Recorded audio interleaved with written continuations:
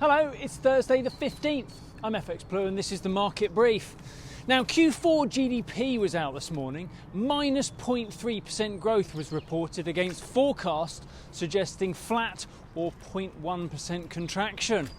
Oh dear, after 0.1 contraction in Q3, this puts the UK in a technical recession.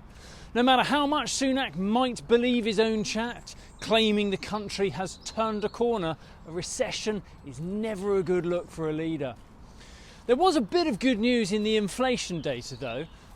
The higher energy costs were offset by the first overall fall in food prices in 2.5 years, and this has been taken as a genuine signal that inflation may be starting to subside.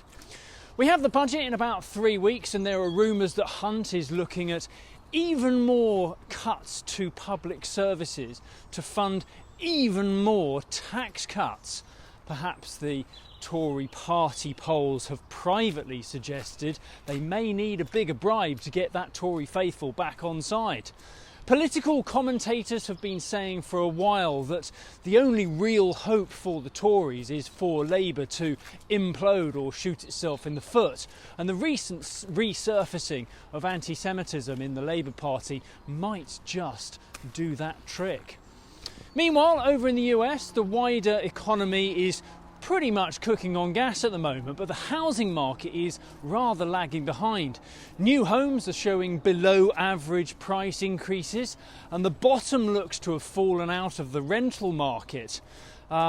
A Harvard survey recently showed that more than 50% of renters are paying over 30% of their income on rent. So it's no real surprise to see record numbers of evictions being reported at the moment. Add to that the growing shortage of affordable homes nationwide, there may be trouble ahead. Granted, not quite like a repeat of 2008, but when you remember that spectacular mess triggered by the US property market, and a bunch of greedy bankers, of course, it is a risk worth remaining aware of. In the market, the dollar has cracked on a bit, where the US inflation data has pushed rate cuts further down the road. The dollar index tested 105 again yesterday as sterling was pushed back down to 125.40 against the dollar. We kick off this morning from about 125.60 against the dollar. We're around the 117 mark against the euro, and euro dollar is around 107.35 on the open. That's it from me. Have a great day. If you do not have a clue, then just tweet through and ask FxPlew.